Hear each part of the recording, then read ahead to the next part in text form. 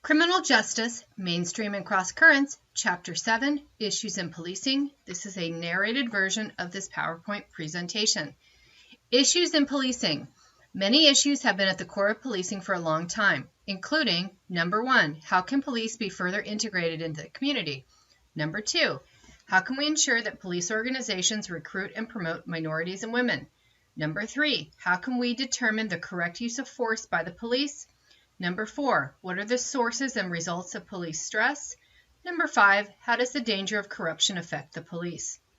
Challenges to traditional policing include community policing, problem-oriented policing, zero-tolerance policing, and broken windows theory and police problems. Community policing recalls the Watchman style, attempts to harness community resources and residents in stopping crime and maintaining order, and covers a vast array of activities. Problem-oriented policing includes being related to community policing, expands the officer's role from reaction to proactive problem solving, allows agencies to address crime on a more systematic level than traditional policing. Zero-tolerance policing is a refinement of problem-oriented policing based on broken windows theory. If every infraction of law is punished, offenders will not commit more serious offenses. Zero tolerance of policing. According to the broken window theory, vandalism and criminal activity are more likely to occur in areas that appear to be abandoned or neglected. Reasons to be cautious about broken window theory are misreading of how communities were policed in the past, concerns for the rights of all citizens, and problems of crime displacement. Minorities and women as police officers. The number of female officers continues to increase. Black officers can be found on nearly every U.S. police force.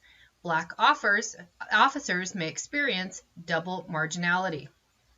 Use of force. Physical force is considered legitimate only under the following circumstances: self-defense, specifically deputized persons against some specifically named persons, and police force. Figure 7.1 is the types of force used or threatened by police in 2008 and is available in your textbook. As this pie chart illustrates, shouted was the most common, pushed or grabbed second, pointed gun, hit, kicked, and pepper spray. SWAT teams. The militarization of the police and the war on crime analogy are the most apparent in the Special Weapons and Tactics Division of law enforcement agencies. Proactive police and force. Sometimes the police structure situations to give crime an opportunity to occur. Stress and burnout include police and alcohol, family problems in the police and suicide, and dealing with the stress of policing. Figure 7.2, taken from your textbook, shows federal law enforcement officers killed and assaulted in 2011. The graph shows the 4 federal police agencies with the most officers killed and assaulted. Police and alcohol. Stress and the police subculture may exert a powerful influence on drinking patterns. The subculture may socialize new officers into accepting a pattern of after-shift drinking. Socialization in police subculture establishes that drinking is not deviant, and normalization of drinking may preclude treatment because every one of my friend drinks. Many public safety organizations have instituted drug and alcohol testing to ensure that police officers are capable of performing their jobs. Family problems and the police. The individual police officer is not the only one affected by stress. Family members will often experience stress as well. Officers may appear withdrawn and disinterested in their family. Family members may fear for an officer's safety, and rotating shifts may cause hardships. Police and suicide. Many studies have shown that law enforcement has one of the highest suicide rates of any occupation. Dealing with the stress of policing, Arago and Garski make 3 suggestions to reduce police stress. 1. Stress management and stress reduction techniques. 2. Group process sessions.